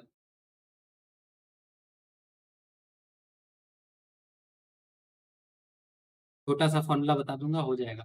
ठीक है, डरो मत, इतना टफ नहीं। लेकिन यह कंसेप्ट बिल्डिंग है यहाँ पे। ठीक है, मैं चाहता हूँ कि आपका कंसेप्ट बिल्ड हो यहाँ पे। तो कंसेप्ट बिल्ड करना है तो आपको ये सीखना पड़ेगा कि किस तरह से स्पेक्ट्रल लाइन बन रही। बताइए, एन इज इक्वल्स टू 5 से लेके एन इज इक्वल्स टू 1 तक में कितनी स्पेक्ट्रल लाइंस होंगी?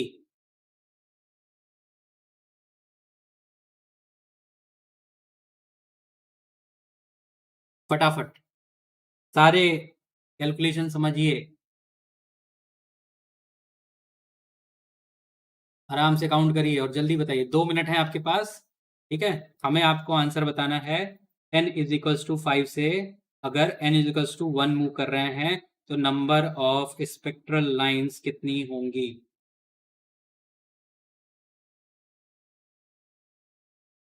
8, 10, अच्छा, 12, अच्छा, और कोई? 14, 16? हाँ भाई, जल्दी है।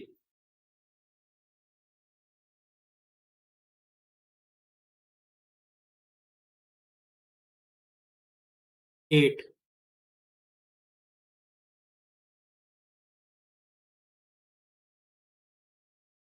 10, चलिए 8 दो बार आ गया, 10 तीन बार आ गया है, 12 एक और है।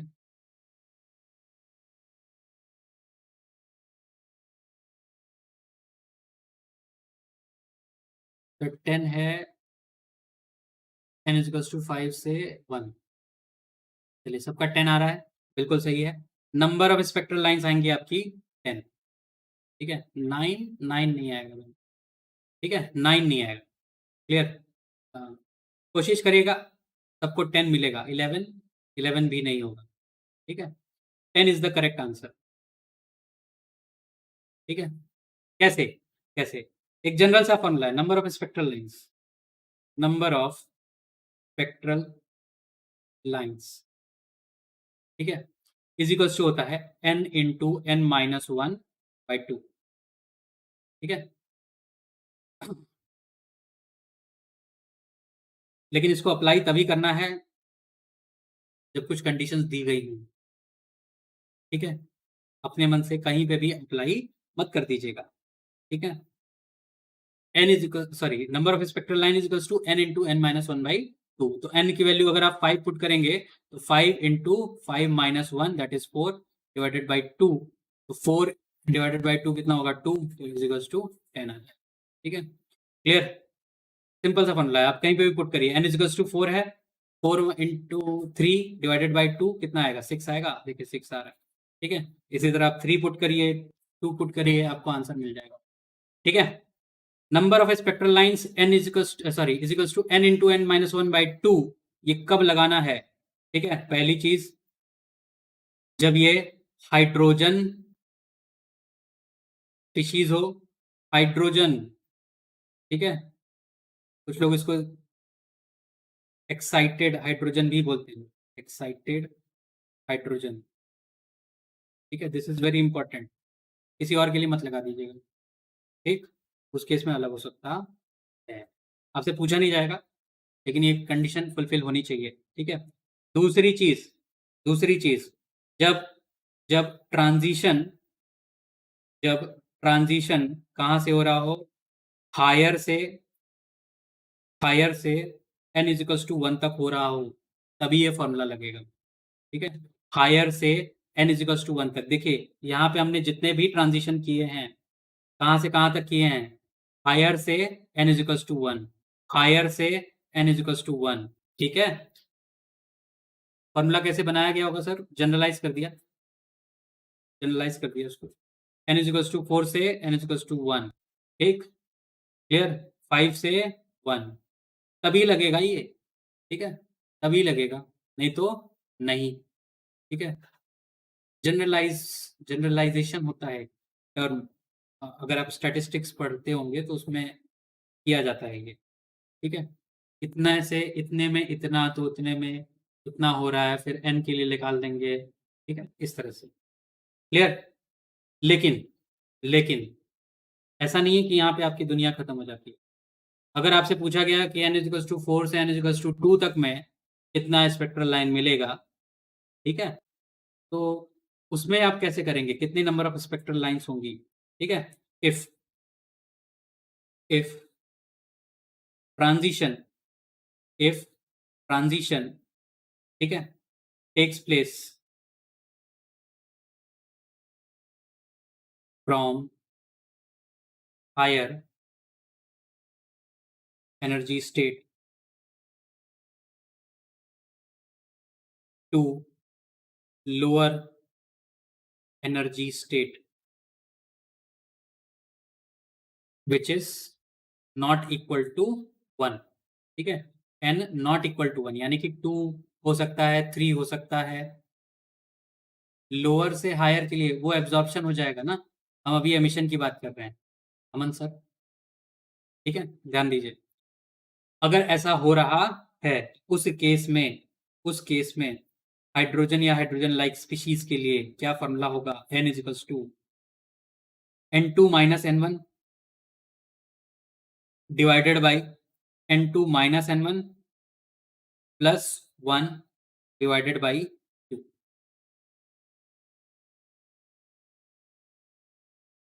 ठीक है?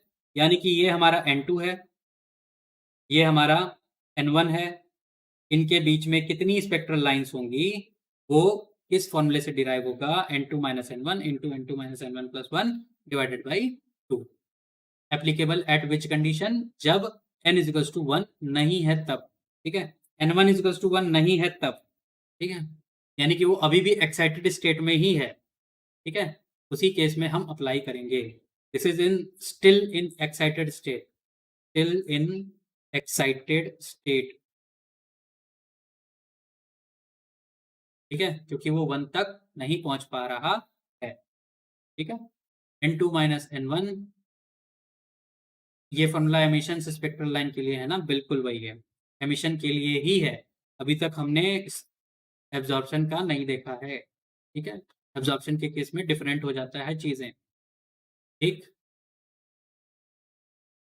यहां तक समझ में आया कि नहीं आया? कितने लोगों को यहां तक समझ में आया? अच्छा, 18 लोग देख रहे हैं, लाइक 16 है, अभी 2 डिसलाइक आ रहा जाएगा, है ना? तो कम वॉचिंग, ऊपर से डिसलाइक और कर देते हो तुम लोग, पता नहीं क्यों। सब्सक्राइब भी नहीं करते हो चैनल को, है ना? शेयर भी नहीं किया होगा किसी के साथ। क्यों नहीं करते हो भाई तुम लोग ऐसा? मतलब क्यों? अच्छा नहीं लगता कोई और पढ़े? हाँ, कुछ समझ में नहीं आ रहा है? सर आप बहुत लेट आए हैं।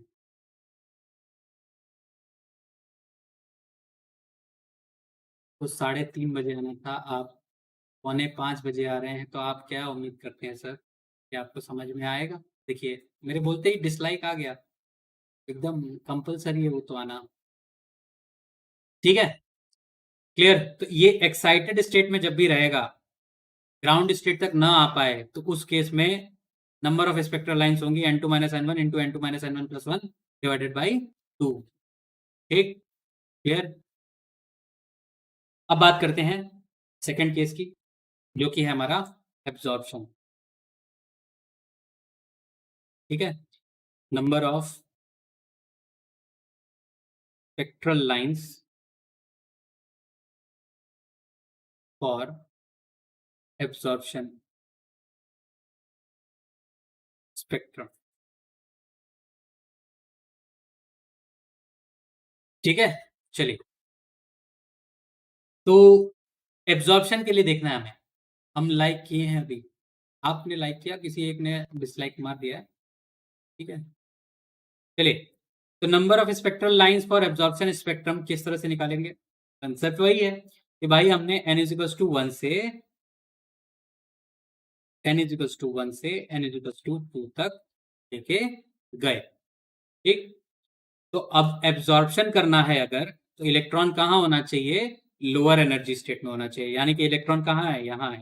ठीक है, इसको कहाँ लेके जाना है हमें, यहाँ तक लेके जाना है, एक्साइटेड स्टेट में लेके जाना है, यानी कि लोअर से हायर लेके जाना है। ठीक है, तो जब लोअर से हायर लेके जाना है तो अभी भी क्या करना पड़ेगा, डेल्टा ई एन तो कांस्टेंट होगा, है ना। यानी कि यहाँ पे एक फोटोन आ रहा होगा जिसकी फ्रीक्वेंसी होगी एच न्यू, और ये फ्रीक्वेंसी, सॉरी, ये जो एनर्जी है, this energy must be equal to delta E N होना चाहिए, है ना।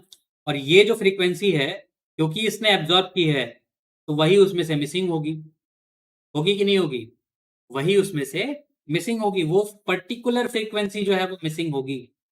ठीक है, तो जब वो पर्टिकुलर फ्रीक्वेंसी मिसिंग होगी तो वो कौन सी फ्रीक्वेंसी होगी, क्या वो एक फिक्स फ्रीक्वेंसी होगी, क्योंकि एनर्जी क्या है हमारी, फिक्स्ड है, एनर्जी फिक्स्ड है तो फ्रीक्वेंसी भी फिक्स्ड होगी। और वो जो पर्टिकुलर फोटोन आया, ठीक है, जिसमें एच न्यू एनर्जी थी, वही पर्टिकुलर फ्रीक्वेंसी जो है वो गायब होगी, बाकी सारी आगे चली जाएंगी, हमें देखने को मिलेंगी स्क्रीन पे। क्लियर, समझ में आया। तो यहाँ पे एमिशन में क्या हो रहा था, जो वो एमिट कर रहा था वो हमें दिख रहा था। ठीक है, अब एब्जॉर्प्शन में क्या होगा, क्योंकि उसने वो एब्जॉर्ब कर रखा है तो उसको एब्जॉर्ब किया, बाकी सारा छोड़ दिया, तो जो बाकी सारा छोड़ दिया वो हमें दिखाई देगा एब्जॉर्प्शन में, जो नहीं था, जो एब्जॉर्ब कर लिया वो हमें काला हो जाएगा। ठीक है, वो गायब हो जाएगा उसमें से। क्लियर, तो यहाँ पे एच न्यू है। अब यहाँ पे स्पेक्ट्रल लाइंस कैसे निकालेंगे भाई, n is equal to one से n is equal to two में जाना था, एक पर्टिकुलर फ्रीक्वेंसी थी, पर्टिकुलर फ्रीक्वेंसी मतलब एक सिंगल लाइन। ठीक है, अब एक सिंगल लाइन है, इसका मतलब नंबर ऑफ स्पेक्ट्रल लाइंस कितनी होंगी, number of spectral lines is equal to one. ठीक है, कब, जब n is equal to one से हमने ट्रांजिट किया n is equal to two तक। क्लियर है, ये चीज क्लियर हुई, बताएं। ठीक है, इसी तरह जब हम बात करते हैं, तीन बना लेते हैं, n is equal to one, n is equal to two, n is equal to three. ठीक है, तो यहाँ पे क्या होगा, यहाँ पे हमें वन से थ्री तक जाना है, इसमें नंबर ऑफ स्पेक्ट्रल लाइंस कितनी होंगी जरा बताइए, नंबर ऑफ स्पेक्ट्रल लाइंस यहाँ पे कितनी होंगी, जल्दी से बताइए, फटाक से बताइए आंसर। बहुत ही सिंपल है, आप समझते गए ही हैं सारा।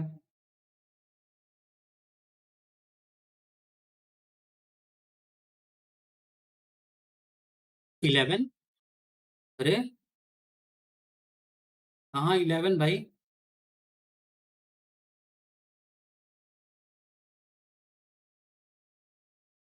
11 कहाँ से आ गया, खतरनाक।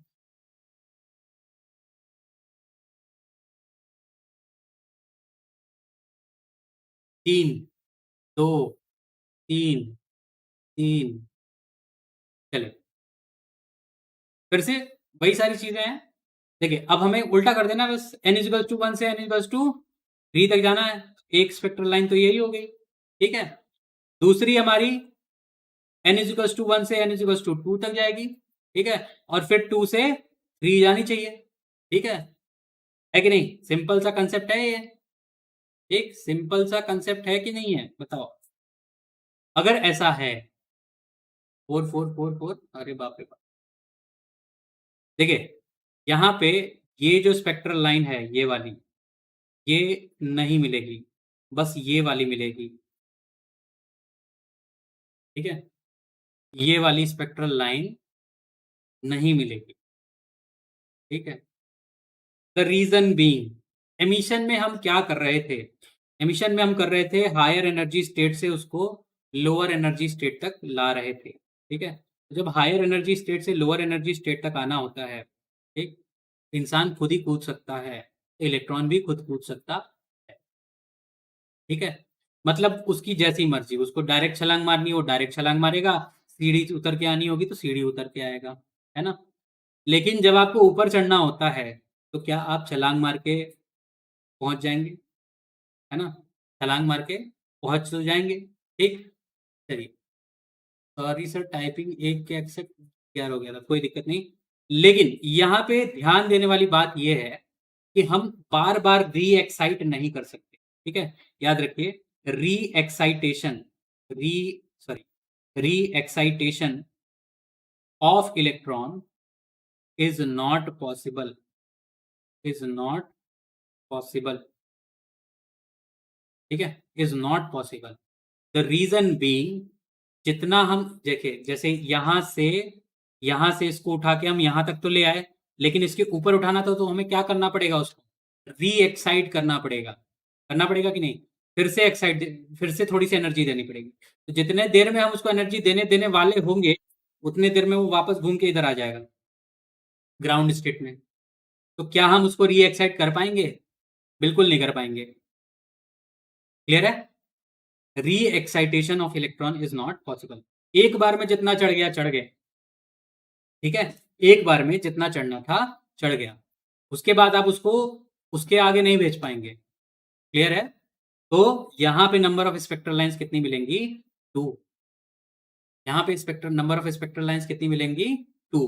क्यों? क्योंकि री excitation of electron is not possible. ठीक है, एक बार में जितना जाएगा उतना ही जा सकता है। जैसे ही आप उसके ऊपर भेजना चाहेंगे वैसे ही वो नीचे आ जाएगा घूम फिर के। ठीक है, इसी तरह इसको भी जनरलाइज करेंगे थोड़ा सा, और मेहनत कर लीजिए। n is equals to 4, n is equals to 3, n is equals to 2 and n is equals to 1। ठीक है, इसमें बताएं कितना बनेगा नंबर ऑफ स्पेक्ट्रल लाइंस। ठीक, नंबर ऑफ स्पेक्ट्रल लाइंस कितनी बनेंगी आप बताएं जल्दी से।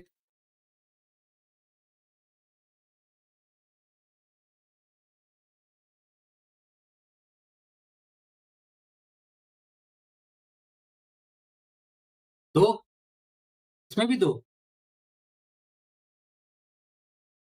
3, 6। भारद्वाज सर, आप पुराना वाला फॉर्मूला लगा रहे हैं। ठीक है, पुराना वाला।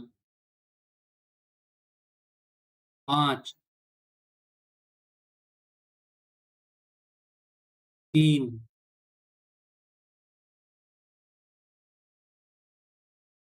3।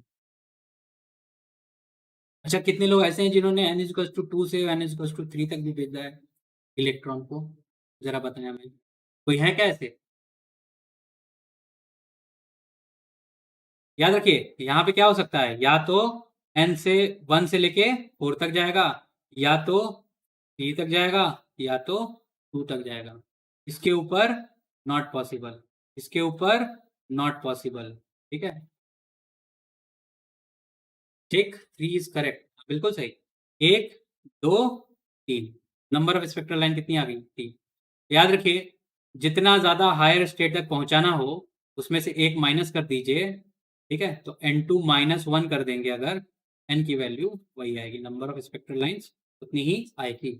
ठीक है, यहाँ पे भी देखेंगे, अगर आप जनरलाइज करिए तो यहाँ पे कितना था, n2 की वैल्यू कितनी थी? 3 थी। 3 में से 1 माइनस कर दीजिए, कितनी आएंगी? 2। ठीक है, उसी तरह जब n2 की वैल्यू कितनी थी? 2 थी, है ना, तो उसमें से एक माइनस कर दीजिए तो कितनी आया, नंबर ऑफ स्पेक्ट्रल लाइंस 1 है। क्लियर? तो एक जनरलाइज फॉर्मूला है हमारा n इज टू n2 -1। ठीक, अब क्योंकि यहाँ पे ग्राउंड स्टेट से ही ऊपर जाना है, उसी समय ये फॉर्मूला अप्लाई करेंगे। ठीक है, अगर आप n इज टू 2 से शुरू कर रहे हैं, 3 से शुरू कर रहे हैं, उसके लिए जनरलाइज फॉर्मूला आप खुद बनाएंगे। क्लियर है? समझ में आया कि नहीं आया? जितना n है उससे एक कम करना, बस एकदम आप समझ गए सर, बिल्कुल आसान है। ठीक है, क्लियर? कोई दिक्कत इसमें, आज के लेक्चर में कोई दिक्कत हो तो पूछ लीजिए, है ना। और कल हम लोग जो है, ठीक, इसके कैलकुलेशंस वाला जो पार्ट है, इसके न्यूमेरिकल वाला पार्ट है, वो समझेंगे। ठीक है, तो किस तरह से क्वेश्चन बनते हैं, किस किस टाइप के क्वेश्चन आ चुके हैं, आते हैं। ठीक है, तो सारी चीज़ें हम लोग डिस्कस करेंगे। अभी तक में कोई दिक्कत है? सही है, इस लेक्चर में कोई दिक्कत है? दिक्कत किसी को कुछ नहीं है, लेकिन अटेंडेंस बहुत कम है, पता नहीं क्यों, मुझे इस बात से दिक्कत। 18 लोग, उसमें से एक मैं हूँ। 17 लोग, 17 लोग देख रहे हैं बस। मैथ का क्लास नहीं हो रहा है सर, उसके बारे में मुझे कोई आइडिया नहीं है। क्या मैथ के क्लास के बारे में, बायो के क्लास के बारे में मुझे कोई अंदाज़ा नहीं है। Yes sir, very easy. ठीक, प्लीज़ लोगों को मोटिवेट करें, ये लेक्चर्स देखें, ठीक है? ताकि वो अच्छा कर सकें। समझ में आए, कंसेप्चुअल पढ़ाया जा रहा है यहाँ पे। सर आप मुझे आशीर्वाद दे दीजिए। बिल्कुल, हमारा आशीर्वाद आपके साथ हमेशा है भाई। हमने कब मना कर दिया कि नहीं है।